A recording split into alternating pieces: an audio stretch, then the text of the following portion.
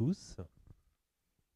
Bienvenue à ce nouveau cycle des conférences de la maintenance organisé sur les CPM Industrie depuis maintenant 2 ans, jour pour jour, où on a démarré cette aventure qui n'est pas prête de s'arrêter puisque le succès est toujours au rendez-vous au regard de l'évolution de ces différentes sessions qu'il y a eu à travers tous les CPM depuis 2 ans. Voilà, donc nous avons aujourd'hui la joie donc, de commencer par la transformation digitale et la maintenance connectée avec des cas de mise en place de nouvelles technologies pour aborder cette quatrième révolution industrielle liée à la maintenance, avec des cas pratico-pratiques. Et Olivier Pierlot, donc directeur solutions et services chez Rockwell Automation, qui va nous parler de tout ça. Et à tout à l'heure pour des questions-réponses. Merci Olivier, c'est un plaisir aussi pour moi d'être là. D'abord parce que je joue à domicile, j'habite à Rouen, même si j'ai une fonction nationale dans mon entreprise. Et donc, c'est un plaisir d'être là, je connais un peu l'environnement. Transformation digitale et maintenance connectée, déjà ça peut faire peur comme ça. Et on peut aussi se poser la question, pourquoi transformer ? Pourquoi finalement ce qu'on arrive à faire normalement, pourquoi on a besoin de mettre de la digitalisation ? En fait, vous n'êtes pas sans savoir qu'il y a une compétition internationale avec des pays low cost. Et si on veut garder nos emplois en France et en Europe, il va bien falloir qu'on s'adapte et qu'on trouve des moyens d'avoir plus de productivité. Ça ne veut pas dire pour autant mettre des gens au chômage. Au contraire, ça veut dire aussi peut-être revoir la façon de travailler et rentrer, enfin mettre disons, monter en compétence un certain nombre de personnes dans un but finalement de produire plus, mieux, avec moins de temps d'arrêt, d'où la notion de maintenance connectée, c'est-à-dire la capacité qu'on va pouvoir avoir à avoir un taux de production beaucoup plus élevé et une bonne rentabilité de l'entreprise. Donc moi je suis Olivier Pierlot, comme l'a dit Olivier, je suis responsable des services chez Rockwell Automation et la maintenance en fait c'est notre sujet de tous les jours. On est en connexion avec un certain nombre de clients en France et évidemment dans le monde. Rockwell est un leader mondial, on fait 7 milliards de chiffre d'affaires dans l'automatisme industriel et dans le software, on va dire. On a une stratégie qui est la Connected Enterprise, c'est-à-dire que l'objectif c'est de connecter l'ensemble des départements d'une entreprise dans le milieu industriel, bien entendu, pour optimiser la production. Donc l'automatisme, ce n'est pas seulement des automates programmables, mais c'est aussi de la communication et de l'échange d'informations au sein d'une entreprise. Donc on est complètement dans le thème, je dirais, de la digitalisation. On est une société des plus éthiques au monde. On a des partenariats avec des PME que vous connaissez peut-être, Microsoft, Cisco et récemment PTC. Sont des partenariats stratégiques. Pourquoi ? Parce qu'en fait, jusqu'ici, nos types d'entreprises étaient surtout sur la partie opérationnelle, les machines, les process, les interfaces homme-machine. Et aujourd'hui, on va de plus en plus vers le software, vers la digitalisation. Donc, on ne peut pas faire tout soi-même et on ne peut pas progresser à une vitesse suffisante avec nos propres moyens d'investissement. Donc, on est amené à faire des partenariats stratégiques. On est une entreprise américaine à l'origine et maintenant mondiale, évidemment, depuis très longtemps. On couvre 80 pays dans le monde. On s'appuie sur des grands de l'industrie pour pouvoir justement avancer le plus vite possible. Mon objectif aujourd'hui, ce n'est pas de vous vendre Rockwell Automation. Ce n'est pas l'idée. L'idée, c'est de parler de maintenance connectée et de démarche pour aller vers l'industrie 4.0 et être finalement dans une démarche de digitalisation. Alors, pourquoi on va mettre en place la digitalisation ? J'ai un peu abordé le sujet en introduction. Déjà, les marchés évoluent. En fait, il y a une demande de plus en plus de flexibilité. Ce qui est vrai aujourd'hui ne l'est plus dans 2 ans. Une industrie peut disparaître comme se créer avec un cycle super court par rapport à avant. Donc, il va falloir s'adapter à ce genre de situation. L'offre technologique, si on parle de digitalisation, vous n'êtes pas sans vous rendre compte que en des temps super courts, si on prend simplement le téléphone portable, il y a une évolution majeure et de l'objet, mais surtout des fonctionnalités embarquées et des services qui sont associés. On a de ce fait-là un nouveau modèle d'organisation dans les entreprises à mettre en place. Là, on parle vraiment de l'industrie. C'est qu'il va falloir repenser la façon de s'organiser, repenser également les recrutements, quelle typologie de recrutement, de qui on a besoin en fait pour le futur et pour faire quoi, et comment on spécialise finalement des gens sur des nouvelles tâches, là où avant on avait des tâches de généralistes. On a une dimension sociétale. Aujourd'hui, je présentais mon téléphone portable. Bon, moi j'ai encore des fonctions que je ne maîtrise pas à 100%. Mais les nouvelles générations sont digitales natives, comme on dit. Ça veut dire qu'ils savent utiliser ça, ils naissent avec ça presque. Et donc, quelque part, quand on va recruter dans un but de digitalisation de l'industrie ou de l'usine, on va dire, et ben on va s'appuyer sur des générations qui, pour elles, ça n'a pas trop de mystère. Et en même temps, il y a de plus en plus de formation d'ingénieurs, par exemple, ce qu'on appelle le data management, le big data, etc. Donc, c'est des gens qui vont nous aider avec leurs compétences et leurs dimensions sociétales numériques pour faire cette mutation, je dirais, d'une industrie traditionnelle vers une industrie digitale, en tout cas digitalisée. Et puis, un autre phénomène qui nous concerne tous et de plus en plus, c'est l'environnement et la notion d'écosystème, c'est-à-dire l'environnement dans lequel l'entreprise va fonctionner. Alors, pour aller vers une démarche de digitalisation, l'idée, ça va être ça. La présentation que je vous fais, c'est finalement comment on va faire, qu'est-ce que ça va avoir comme résultat et comment on s'organise. Finalement, déjà, il faut comprendre que ce n'est pas parce qu'on va dans une démarche de digitalisation qu'il n'y avait rien avant. Donc, il y a des gens qui étaient impliqués dans de la production, des gens qui étaient impliqués dans de la maintenance. Ces gens-là vont être amenés, étaient jusqu'ici en train de contrôler des assets. Les assets, c'est les équipements de production. Ils le faisaient, et ils le feront toujours d'une certaine façon. Sauf qu'ils vont s'appuyer sur des équipements nouveaux qui sont finalement des assets plus intelligents dans lesquels il va y avoir des données, des informations disponibles, qu'il va falloir véhiculer, transporter ces données. Mais des données pour des données, ça ne sert à rien. Il va falloir les analyser, les trier, les organiser. Et lorsqu'on va les organiser, ça va nous donner une vision. C'est un peu comme si vous essayiez de conduire avec un pare-brise opaque. Là, l'avantage de l'analyse des données, ça va être de passer l'essuie-glace. Et donc, vous allez pouvoir avoir une vision très claire de où vous en êtes, quelles sont vos problématiques de production, vos problématiques de maintenance associées, et orchestrer les réponses. L'idée, ça va être d'anticiper et de faire en sorte d'organiser la maintenance dans un but très simple, diminuer les temps d'arrêt, réduire les temps d'arrêt non désirés, non programmés, et faire en sorte de faire le juste nécessaire en termes de maintenance, tant pour des questions économiques que pour des questions de taux de production de vos installations. Alors, j'ai un exemple, il y a une espèce de gradation dans la perception de ce que c'est qu'une donnée. L'exemple très simple, vous avez un tableau de bord d'automobile, on a tous une automobile, un tableau de bord d'automobile. On peut se rendre compte que finalement, on a des informations qui peuvent être simples jusqu'à complexes. Complexes dans le but de vous aider, évidemment, pas dans le but de vous complexifier la conduite. Descriptif, ma voiture est tombée en panne, j'ai un défaut moteur. Bon, ça, c'est l'information simple qu'il y avait également dans les voitures il y a 25 ans. Aujourd'hui, on commence à voir des choses un peu plus évoluées, comme par exemple, le moteur s'est arrêté parce que le réservoir est vide. Donc là, en fait, pourquoi c'est arrivé? Donc on a une information de diagnostic qui n'est pas un diagnostic très avancé, mais c'est quand même finalement de l'historique de données.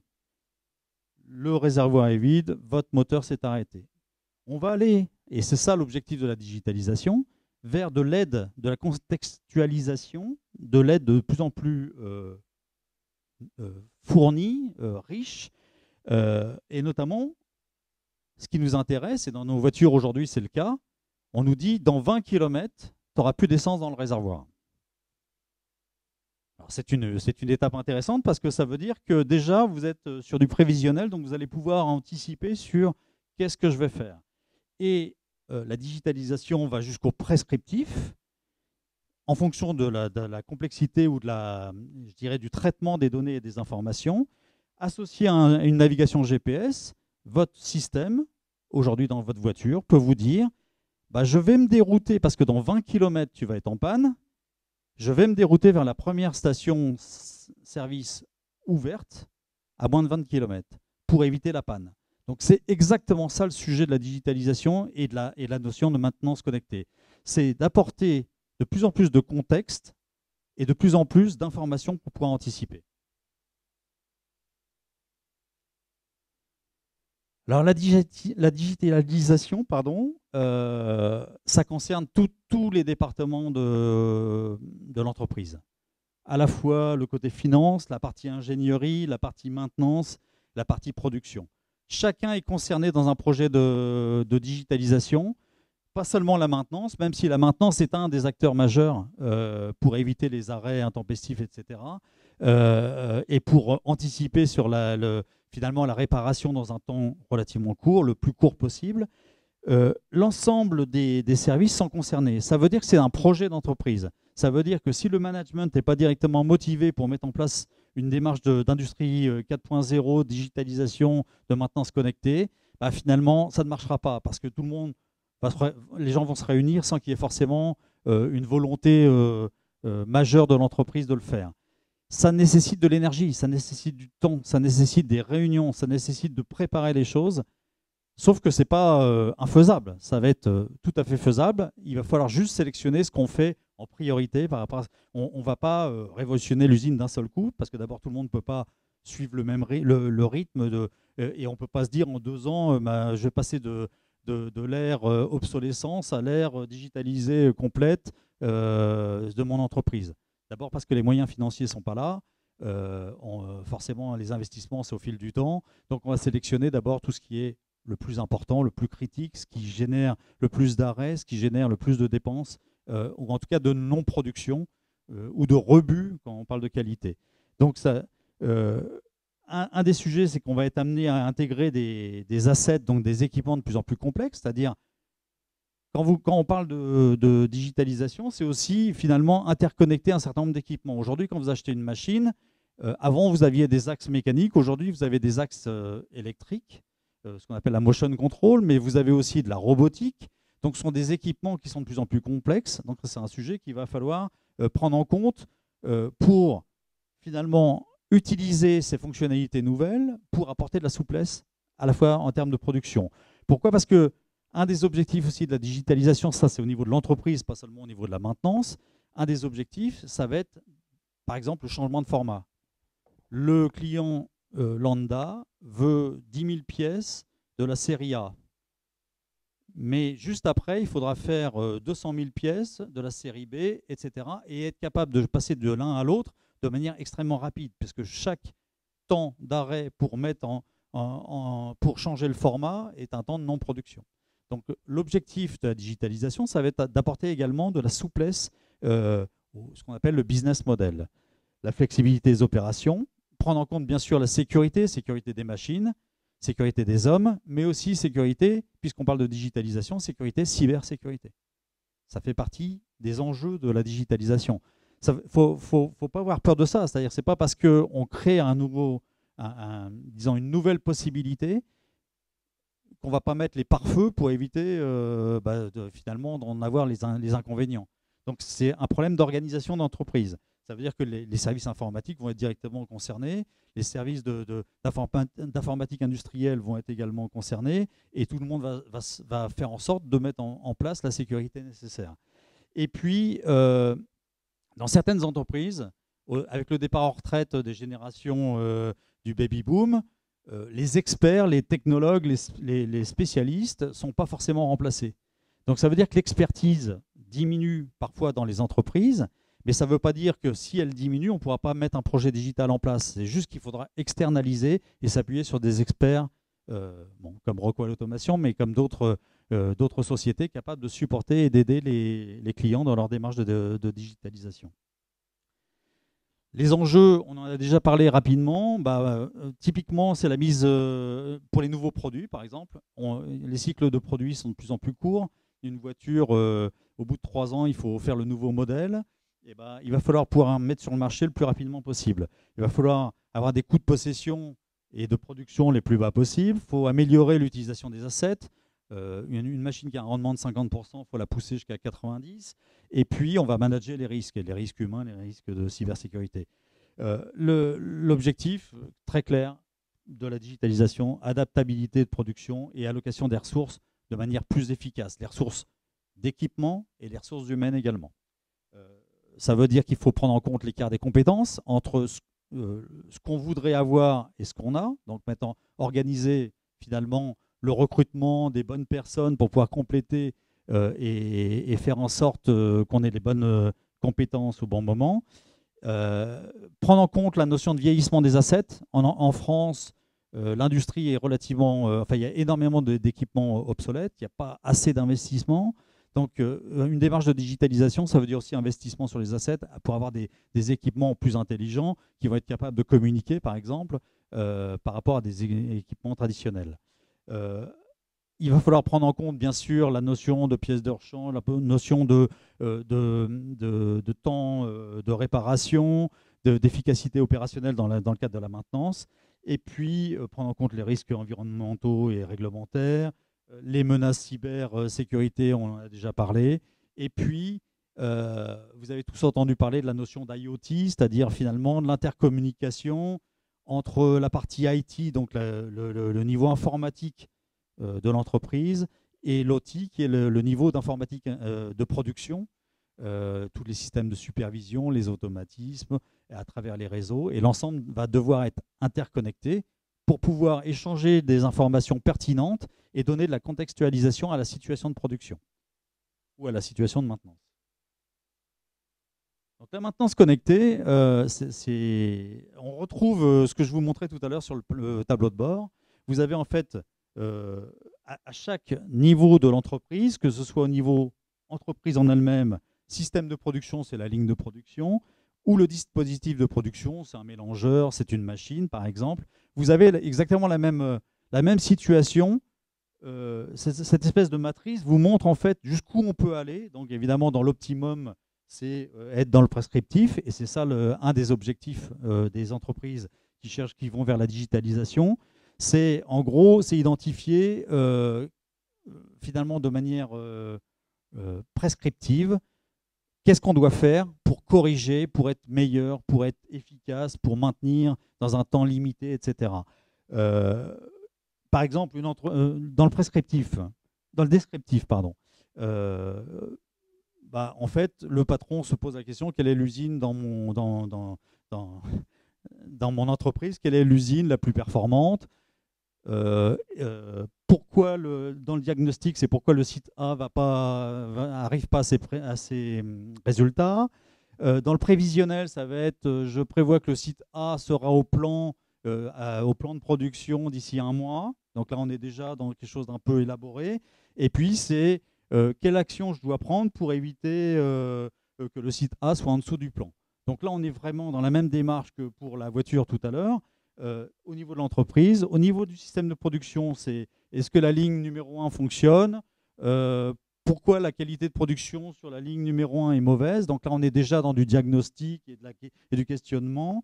Je prévois que la qualité de la production va chuter parce que j'ai des informations qui me disent que probablement dans une semaine, les produits que je produirai seront à mettre au rebut. Et puis, quelle action je vais pouvoir mener, donc là on est dans le prescriptif, pour éviter que mes produits soient mis au rebut dans une semaine. Et au niveau de l'équipement, est-ce que je fonctionne bien? Pourquoi j'ai eu une panne? Je prévois que je vais bientôt tomber en panne. Dans une semaine, je vais tomber en panne. Et puis, quelles sont les actions que je dois mettre en place pour éviter de tomber en panne? C'est le même modèle que pour la voiture de tout à l'heure. Donc, en fait, c'est une démarche en fonction du niveau, de la granularité de la performance retenue. Et ça ne va pas forcément avoir... Enfin, ça peut avoir des conséquences sur l'organisation que vous mettez en place sur votre système de digitalisation. Et également les outils que vous allez utiliser. Évidemment, les faits de maintenance, on a une pression de plus en plus forte pour avoir une efficacité, une fiabilité, une disponibilité, j'en ai déjà parlé. On a une disparition des compétences, on a du matériel qui parfois sont vieillissants. On a du mal à obtenir des nouveaux investissements et on a des augmentations de contraintes réglementaires. Là, on a un exemple. Bon, le chiffre de 20 milliards de dollars, c'est ce qui est considéré comme on va dire la référence mondiale, toute industrie confondue en Europe et aux États-Unis, sur le coût des arrêts non programmés. L'objectif, c'est évidemment de réduire au maximum les arrêts non programmés. Et en fait, quand un arrêt non programmé peut toujours intervenir, bien entendu, et la question c'est, qu'est-ce qui se passe quand il y a un arrêt non programmé? 8% du temps pour résoudre le problème, 8% du temps, c'est identifier si le problème est réel. Il y a un arrêt, est-ce qu'il y a vraiment une panne? 8%. 21%, c'est diagnostiquer le problème, c'est analyser de manière fine et diagnostiquer le problème. Mais là où c'est le pire, c'est quand même 47% pour trouver les ressources et la compétence pour résoudre le problème. Donc un des objectifs de la digitalisation et de la maintenance connectée, ça va être de gérer ça, c'est-à-dire et diagnostiquer et faire en sorte d'avoir la bonne ressource et la bonne compétence et dans un temps limité pour résoudre le problème.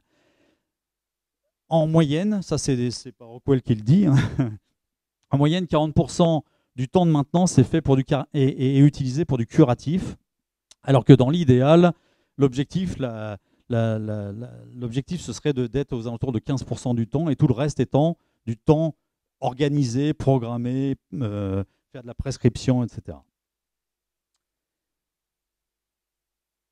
Ça, c'est également une statistique. C'est toujours intéressant de voir quels sont les meilleurs élèves de la classe. Donc, les gens qui sont passés justement à la digitalisation, qui ont mis en place toute l'organisation qui va bien sur leurs équipements critiques, bah, finalement, les 20 meilleurs des usines dans le monde n'ont en temps d'arrêt que 3,5%. Ils ont un taux de rendement synthétique de l'ordre de 89% en moyenne. Ils ont baissé leur coût de maintenance de 13%. Baisser leur coût de maintenance, ça ne veut pas dire supprimer du personnel. Il faut être très très clair là-dessus. Ça veut dire utiliser de manière utile le personnel pour être le plus efficace possible. Et puis, la rentabilité de leurs actifs est de l'ordre de 24%. Pour ça, ça veut dire mettre en place une approche d'asset management. Donc, on va créer, par exemple, des gens qui vont être spécialisés dans l'asset management, associés à la maintenance, et obligatoirement une convergence entre la partie informatique et la partie de production. C'est un peu des répétitions, mais les objectifs de la digitalisation, hein, c'est maximiser l'utilisation des automatismes pour limiter les temps d'arrêt. Donc c'est vrai que l'automatisme est une des briques de la digitalisation, puisque naturellement, ces systèmes d'automatisme intègrent en eux la capacité de gérer des données et de communiquer des données à travers différents niveaux dans l'entreprise. Donc on va évidemment, vous pouvez voir que sur les machines qui arrivent aujourd'hui, souvent il y a de l'axe numérique, souvent il y a de la robotisation, il y a de l'interface homme-machine, donc il y a énormément finalement de communication et d'échange de données. Optimiser les performances des assets à travers des applications, donc ça c'est relativement nouveau, c'est-à-dire qu'on va appliquer du software, on va mettre des softwares qui vont contextualiser la situation de l'équipement. Un opérateur de maintenance, par exemple, on va lui dire cette unité de production sur laquelle tu es en train de travailler, tu produis tel produit, mais tu es dans tel contexte et dans telle situation, et là tu as un risque et tu vas avoir telle et telle action à faire. Ça c'est nouveau, c'est-à-dire la digitalisation permet ça, de contextualiser par rapport à la personne, par rapport à sa compétence, par rapport à ce qu'il est en train de faire, bien entendu. Et l'objectif, évidemment, de production. Réduire les écarts de compétences, on a déjà parlé. Limiter le temps entre l'identification et la résolution d'un problème. On a vu tout à l'heure, on identifie qu'il y a un problème et après, il y a 21% pour diagnostiquer de manière fine et 47% pour réparer, pour trouver la compétence et réparer. On va passer du préventif au prévisionnel. Alors ça, c'est fondamental. Jusqu'ici, et on n'a pas attendu la digitalisation pour faire du préventif. Préventif, c'est tous les 2 mois, j'arrête ma machine, je fais le graissage, je change les roulements, je vérifie que le buffer de mon automate n'est pas surchargé Et je fais ça de manière rythmée tous les 2 mois parce que c'est organisé comme ça. Sauf qu'en réalité, peut-être que ce n'est pas optimal. Parce que peut-être qu'il n'y a pas nécessité tous les 2 mois d'arrêter pendant 2 heures, alors qu'on pourrait arrêter que pendant une demi-heure, parce qu'on pourrait, à partir du moment où on a l'information évidemment intelligente qui nous permet de savoir ce qu'on doit faire ou de ne pas faire, de dire, bah là, le moteur, dans les conditions dans lesquelles il a fonctionné, il n'y a pas nécessité d'arrêter ou de le regresser ou de changer le roulement. C'est exactement comme sur je reprends le contexte de la voiture parce que ça nous parle tous. Moi, ma voiture, avant, on me disait tous les 20 000 km, il faut que tu ailles faire la vidange et l'entretien. Et c'était la maintenance préventive. Aujourd'hui, ma voiture me dit, en fonction de si j'ai roulé en ville ou si j'ai roulé sur l'autoroute, sur la durée de vie de ma voiture, hein, en fonction de si je roule de manière dynamique ou de manière cool, elle me dit, ben non, tu ne vas pas faire ta maintenance à 20 000 km, mais tu la feras à 35 000 km. Donc on est déjà dans le prescriptif. Et donc c'est ça l'idée. L'idée, c'est passer du préventif au prescriptif pour faire le juste nécessaire et finalement optimiser la production. Hein. C'est toujours ça l'idée. Et puis considérer la maintenance comme, et le suivi de performance comme des changements technologiques. C'est fondamental.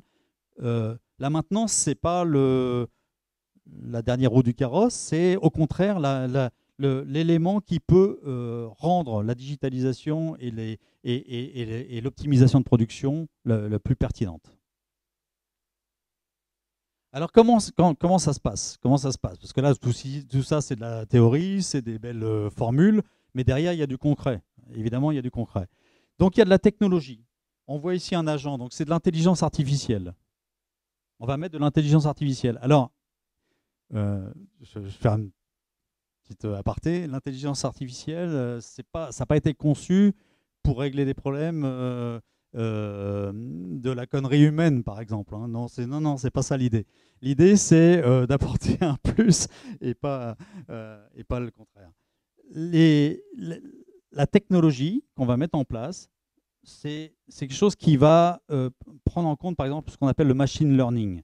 C'est-à-dire quelque chose qui va se nourrir des informations qui vont être collectées. On a vu qu'on communiquait, on faisait véhiculer des données, on va les collecter, on va les prendre en compte dans un modèle de fonctionnement et cet agent-là va identifier si tout fonctionne correctement parce qu'il saura ce qui est un fonctionnement normal de ce qui est une anomalie ou une panne.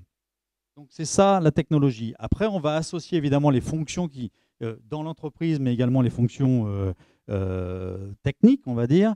On va designer au départ, et on va implémenter, on va former, on va supporter, on va surveiller, on va administrer toutes ces technologies et également ces organisations pour que ça fonctionne ensemble, toujours dans le but d'augmenter la productivité, maximiser le temps disponible et également optimiser bien sûr la production. Alors c'est un peu d'érodite, mais ça me paraît important d'insister. Alors déjà, quelle va être la priorité? La priorité, comme on ne peut pas tout faire en même temps, ça va être de dire quels sont les équipements, les assets qui sont les plus critiques ou les process qui sont les plus critiques. Ceux sur lesquels, quand j'ai des pannes, bah en fait, ça me met un souk pas possible dans ma production, ça me met en situation difficile vis-à-vis de mes clients, etc.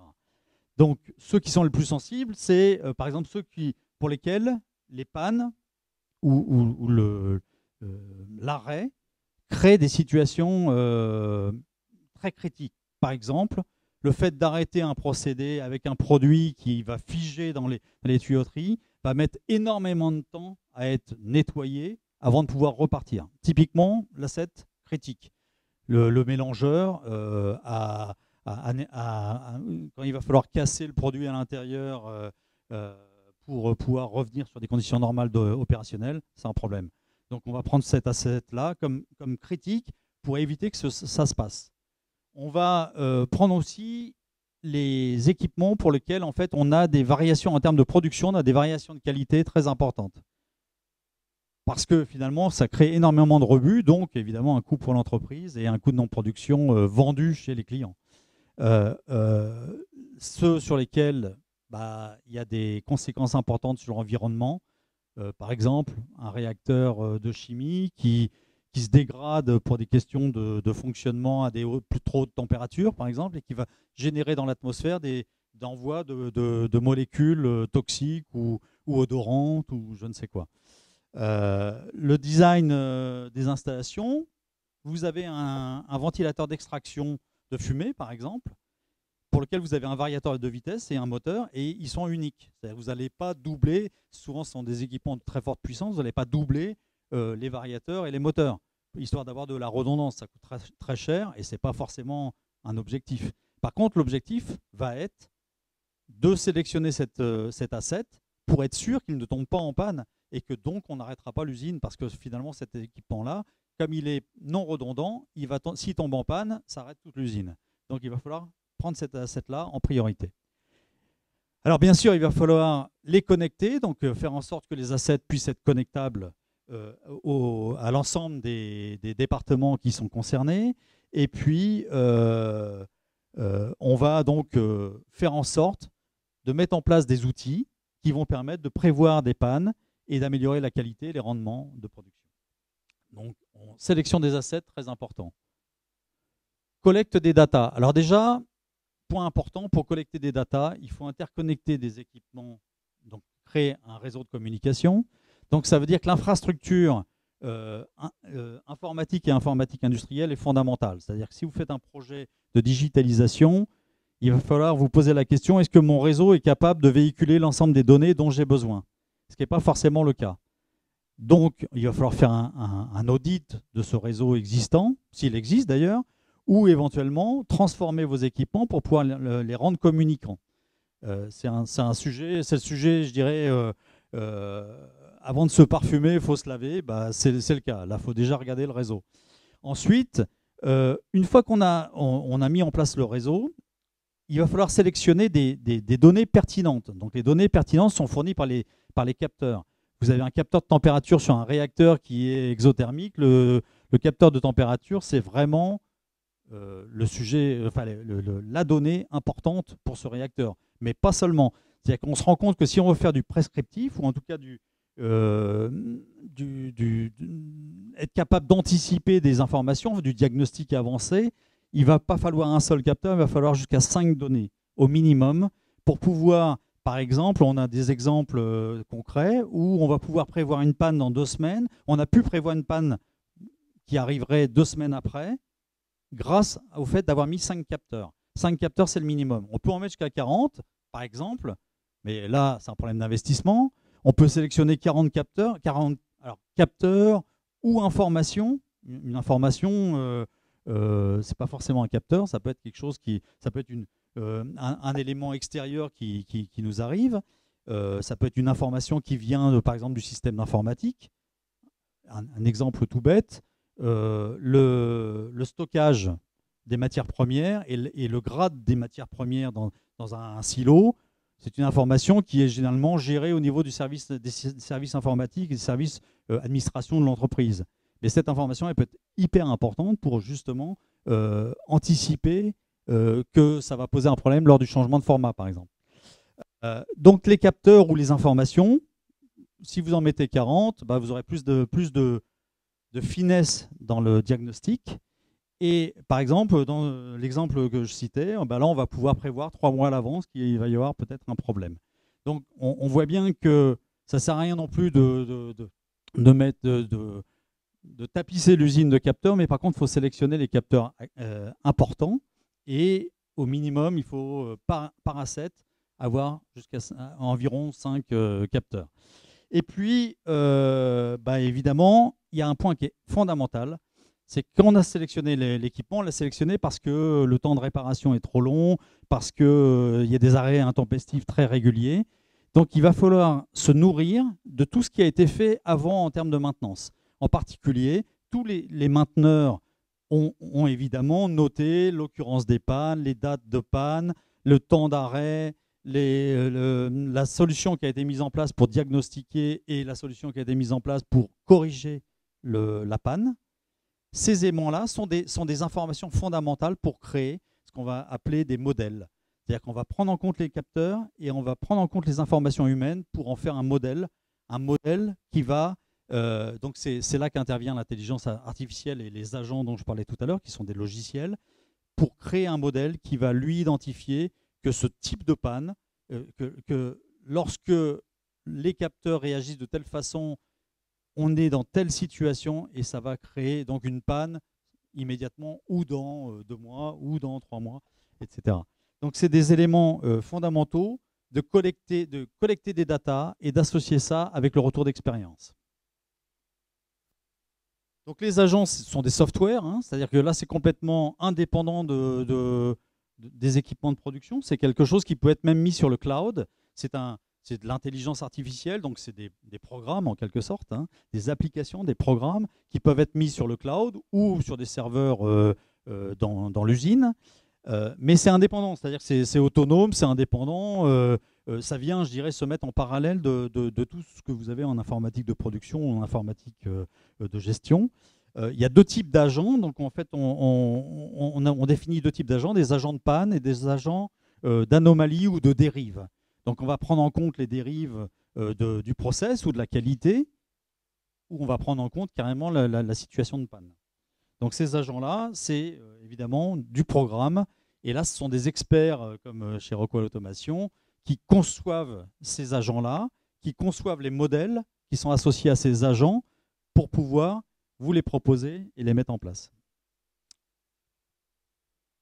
Donc là, le schéma, on met des capteurs, on connecte les éléments entre eux, on évalue la cohérence des datas, on crée des modèles, on identifie les modèles adaptés à l'équipement, on crée des modèles. Donc là, vous avez besoin évidemment de notre support. Mais après, les modèles, ils vivent leur vie au sein de l'entreprise et ils vont identifier. Donc une fois que les agents se forment automatiquement, l'intelligence artificielle, c'est aussi ce qu'on appelle le machine learning. C'est-à-dire qu'au fur et à mesure, il va surveiller les équipements et il saura exactement, avec son modèle de suivi, si on est dans une situation normale de production ou si on est dans une situation de dérive, de défaillance ou carrément de panne. Donc c'est ça l'idée de cette digitalisation associée à la maintenance. Le cas classique, standard, tel que c'est aujourd'hui dans la plupart des industries, en fait on détecte un seuil et on sait que finalement il y a une alarme. L'alarme, rien n'est connecté, on a une alarme, donc ça déclenche finalement une intervention de maintenance. Donc c'est une maintenance curative pure et simple. Lorsque vous avez mis un modèle en place, quand vous avez digitalisé, vous avez mis un agent et associé l'agent à un modèle qu'il a tourné pendant quelques temps, il va savoir ce qu'est une panne de ce qui n'est pas une panne. Et donc, automatiquement, il va identifier, en prenant en compte les capteurs, les informations à sa disposition, qu'on est dans une situation de panne connue. Le fait d'être dans une situation de panne connue va donc permettre d'alerter et surtout de faire de la prescription. Alors la prescription, ça va être peut-être de prévoir un arrêt programmé dans 2 heures parce que la panne identifiée qui est en train de se passer, le modèle de panne étant identifié, on sait que dans 2 heures, l'installation sera à l'arrêt. Donc il est peut-être préférable d'arrêter dans 1 heure pour être dans des bonnes conditions, de prévoir la maintenance qui va avec, de façon à avoir un temps de réaction le plus rapidement possible. Pas être, par exemple, en pleine nuit, dans une situation de panne qui arrête complètement l'installation, obligé de faire venir des gens d'astreinte. Là, on pourra le programmer. Si on a une panne qui n'est pas connue, c'est donc un nouvel état. Donc là, on parlait de machine learning. Donc le système va reconnaître que c'est une panne inconnue et donc va mémoriser, intégrer l'ensemble des données qui sont associées à cet arrêt d'installation à un moment donné et qui va permettre en fait de recréer en fait un nouveau modèle de surveillance de cette panne particulière et donc contextualiser la panne, faire apprendre à la machine et de façon à ce que la prochaine fois la panne soit connue et qu'on puisse donc anticiper également la maintenance. C'est de l'apprentissage, c'est un peu la même chose. Alors des exemples concrets, on a par exemple ici une usine, c'est un cas concret, une usine qui fabrique des boissons énergisante, très connue avec des cornes là. Cette machine qui est ici, c'est ce qu'on appelle le Maniemotion. C'est un système dynamique qui permet de véhiculer des bouteilles pour le remplissage, donc système de remplissage. On appelle ça Maniemotion chez nous. Il y a des chariots qui sont associés avec sur chaque chariot, une bouteille va être véhiculée à plus ou moins vite, plus ou moins en fonction de la qualité qui va être produite et en fonction de la disponibilité des canettes, par exemple. Donc ça, c'est quelque chose de dynamique qui illustre parfaitement la notion de flexibilité et de dynamique des nouvelles machines et des nouveaux assets. La seule chose, c'est que finalement, les chariots qui transportent les bouteilles, ils ont tendance à s'user de manière mécanique. Sauf qu'ils ne s'usent pas tous à la même vitesse parce que ça dépend comment on les sollicite. Il y a 40 de mémoire sur cette machine-là, il y avait 40 chariots. Ils n'usent pas tous à la même vitesse. Donc ça veut dire que si on faisait la maintenance préventive, toutes les semaines, on doit changer les chariots, par exemple. Voilà. Je dis les semaines, mais ça peut être plus. Toutes les semaines, on change les chariots. Est-ce qu'il y a vraiment besoin de changer tous les chariots toutes les semaines? Pas forcément. Et donc, on va voir l'exemple qui a été mis en place sur cette usine, où justement, on a optimisé en identifiant quel chariot et à quelle période il fallait le remplacer. Et là, ça a permis de gagner, en termes de temps d'arrêt, une économie pour l'entreprise de 45 000 $ sur la ligne par an. Ça a l'air de rien, mais ce n'est pas négligeable. Et en plus, finalement, les opérations de maintenance sont moins contraignantes parce qu'on n'est pas obligé de tout changer et on n'a pas le stress de la maintenance puisqu'on sait exactement où on va et ce qu'on doit faire. Donc là, on a un exemple d'interface homme-machine avec nos solutions PTC ou qui sont les solutions software de maintenance connectée. Et là, on a un certain nombre d'onglets qu'on peut cliquer. Par exemple, ici, on a ce qu'on appelle la vue le site overview. Là, on voit qu'on a 2 lignes de production, qu'il y en a une pour laquelle le mixeur est à l'arrêt, ok, et que notre fameux Maniemotion est ici. Et on peut voir que sur la ligne 1 qui tourne, qui fonctionne, on a un chariot de maintenance, un chariot de transport, pardon, le chariot 12, et il y a une prédiction de maintenance qui dit que dans 4,7 jours, il faudra le changer. Donc là, on est complètement dans ce que je vous disais tout à l'heure, c'est du prescriptif, c'est-à-dire qu'on sait qu'il va falloir le changer, on sait comment on va devoir le changer, et on va même aller plus loin que ça, on va faire en sorte d'informer évidemment les services maintenance, mais les services production également, de cette information-là, pour que eux, par exemple, s'ils ont besoin de nettoyer la machine, profitent de l'arrêt de nettoyage de la machine, avant évidemment 4,7 jours, pour changer le chariot numéro 12 et pas les 40 chariots. On a une vue là qui est ce qu'on appelle l'Asset Advisor. Cette vue-là nous permet d'avoir des données globales de production, ce qui a été produit, ce qui est au rebut, le nombre total de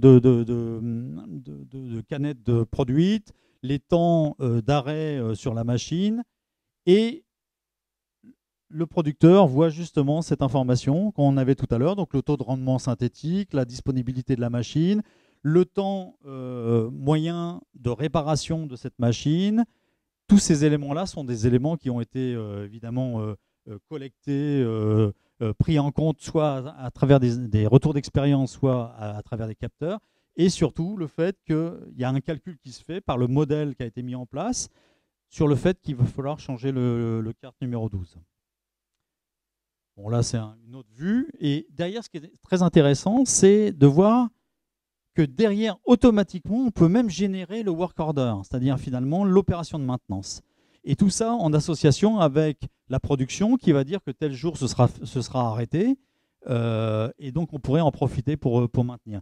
Donc, on voit bien que la digitalisation, dans ce cadre présent, non seulement identifie qu'il va y avoir une panne, sait exactement sur quel équipement il va y avoir une panne, c'est exactement donc qu'il va falloir agir avant X temps, et associe la production pour pouvoir corriger le tir dans le cadre de ces arrêts programmés. Donc là, on est vraiment dans l'optimisation, évidemment, l'association de la maintenance et de la production et la prise en compte du domaine du contexte pour résoudre le problème qui inévitablement arrivera. Alors, en conclusion, la transformation digitale, c'est clairement un projet d'entreprise, hein, comme je l'ai dit au début. Si le management n'est pas motivé, s'il n'y a pas les budgets qui sont affectés, si on n'a pas sélectionné une équipe pour pouvoir travailler, une équipe multiple, c'est-à-dire prenant l'ensemble des départements en compte, et qu'on n'a pas sélectionné les équipements sur lesquels on veut travailler, je pense qu'on n'aboutira pas. Donc là, on peut effectivement mettre de l'eau dans du sable, hein, l'argent sera dépensé pour rien. Par contre, un vrai projet d'entreprise, bien organisé, l'efficacité est garantie. Hein. L'important, ce n'est pas uniquement de définir ce qu'on souhaite piloter. Par exemple, tel asset, on veut l'améliorer, etc. Mais comment on souhaite le piloter? Ce n'est pas la même dimension de projet quand vous faites du descriptif, quand vous avez du descriptif ou du prescriptif, comme on a vu tout à l'heure. Ça veut dire que quelque part, c'est évidemment, on va vers une complexité. Ça veut dire que dans la phase projet, il va falloir être... Enfin, je veux dire, c'est forcément quelque chose d'un peu plus complexe dans la phase projet, même si à l'arrivée, dans la phase d'exploitation, c'est extrêmement simple pour les opérateurs et la production et la maintenance. Ce n'est pas un projet plug and play, mais ce n'est pas insurmontable. Vous n'êtes pas obligé d'être un expert de l'intelligence artificielle, puisqu'il y a des gens qui sont là pour vous aider. Hein. C'est typiquement, en termes de ressources, même nous, on peut vous aider en mettant à disposition des chefs de projet, mais on peut aussi vous apporter finalement du support, j'allais dire contextualisé également. C'est-à-dire qu'on peut vous aider à définir par exemple les modèles quand vous en avez besoin, et on n'est pas obligé d'être là à 100% sur votre site pour vous faire avancer sur votre projet. Bien entendu, l'infrastructure IoT, donc entre l'informatique industrielle et la partie informatique de gestion, c'est fondamental. C'est fondamental aussi si nous, on est en externe et qu'on doit se connecter à distance. Ce qui est fondamental, ça va être, par exemple, de mettre en place toute l'infrastructure pour éviter des problèmes de cybersécurité ou d'attaque, etc. Parce qu'on sait que c'est la fragilité de ces systèmes. Et puis, bien sûr, il faut définir ses objectifs. Et à partir du moment où les objectifs sont très clairs, le projet en lui-même, il n'y a pas de raison qu'il ne réussisse pas. Il ne faut pas vouloir tout faire d'un coup, il faut faire par étapes, par priorité. Donc voilà ma conclusion. Je vous remercie de votre attention. Je ne sais pas si ça a été toujours très clair, mais ce n'est pas forcément évident de voir l'aspect concret de ça, parce qu'il faut presque faire des proof of concept, faire des essais sur des machines. On a le droit de se tromper. C'est-à-dire le gros avantage de ces agents et de ces équipements et de ces softwares, c'est qu'on peut très bien sélectionner un petit projet. C'est quelque chose qui va vous coûter 30-35 000 euros. On va faire un proof of concept. Vous allez voir les bénéfices immédiats. Et après seulement, c'est peut-être la première étape, la première marche pour dire bah, finalement, j'y vois un intérêt et on pourrait peut-être le généraliser sur toutes nos machines critiques. Et puis après, généraliser au niveau de l'entreprise. Donc on peut y aller par morceaux. On a le droit de se tromper. Si on a investi 35 000 et qu'on a cru que finalement on allait optimiser notre production et que ça n'a pas si bien marché que prévu, c'est pas grave, on a perdu 35 000. Par rapport à des solutions souvent industrielles de type MES qui vont aller jusqu'à plusieurs millions, bah on a la possibilité de commencer petit et de voir le résultat immédiat. Donc ça, c'est aussi très positif, cette démarche de digitalisation. On a maintenant des outils qui sont des outils pas très chers et qui permettent tout de suite de voir des résultats. Merci Olivier. Donc une approche pas à pas, on l'a bien compris. Effectivement, s'il y a des points qui n'ont pas été très clairs, ça m'a semblé clair, mais on peut aussi éclaircir certains aspects. Moi, j'avais une question notamment au niveau des compétences. La compétence et le recrutement sont le cheval de bataille aujourd'hui. En quoi une telle démarche peut parvenir d'une part à mieux recruter, d'autre part à faire monter les gens en compétences et comment, et enfin à faire rester ces nouvelles recrues qui correspondent à une génération aujourd'hui qui est de moins en moins fidèle entre guillemets à l'entreprise qui l'embauche. Comment on fait pour fidéliser ces ces jeunes recrues? Alors déjà, le recrutement, c'est sûr que c'est au minimum un bac+2 pour travailler sur ces solutions-là. Ça veut dire que si vous avez besoin de spécialiser quelqu'un sur votre démarche de digitalisation et d'intelligence artificielle, quelqu'un qui va être un peu le garant et le correspondant avec des sociétés comme Rockwell Automation, il faut quelqu'un qui soit minimum bac+2 et on préconise plutôt un bac+5 compte tenu de la technologie et de la complexité que ça peut prendre dans certains cas. Une personne dans une entreprise, évidemment ça dépend de la taille de l'entreprise, mais suffit. Parce que vous, votre objectif à vous, c'est de prévoir, organiser, implémenter. C'est pas d'être l'expert absolu de l'intelligence artificielle.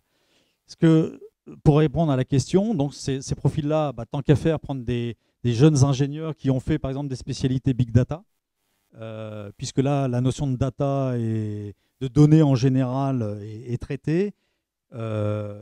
Souvent on dit la data, enfin, ces gens-là vont avoir déjà une notion de sélection de data, organisation des data, tri, utilisation de la data utile, etc. Donc ce sont des gens qui ont déjà ce type de formation. Et contrairement à ce qu'on faisait dans le passé, on avait tendance plutôt à recruter des gens qui avaient une quarantaine d'années, avec beaucoup d'expérience. Aujourd'hui, finalement, pour ces technologies-là, il vaut mieux prendre des jeunes qui sortent de l'école parce qu'ils ont été directement briefés sur les technologies nouvelles. C'est des technologies informatiques parfois assez complexes. Donc votre expert d'entreprise, vaut mieux le prendre jeune et qui a travaillé sur du big data. Comment le garder? Ça, c'est la bonne question. La nouvelle génération, on parlait de la notion de génération. Nouvelle génération, ce qui les intéresse, c'est de progresser en permanence. Donc, ce qu'il faut, c'est les alimenter. Il faut les nourrir, il faut leur donner des projets, il faut leur donner des objectifs, leur donner des challenges et les faire progresser au même titre que la technologie évolue et surtout leur faire suivre l'évolution technologique pour apporter un plus à l'entreprise, qu'ils se sentent utiles et qu'ils aient eux-mêmes progressé. Parce que c'est une notion qui est un peu différente avec la nouvelle génération, c'est qu'ils ont besoin, eux, d'y trouver un bénéfice. Où nous, parfois, enfin je parle de ma génération parce que je suis plus si jeune, on se vouait corps et âme à l'entreprise sans forcément penser à ce que ça nous apportait à nous individuellement.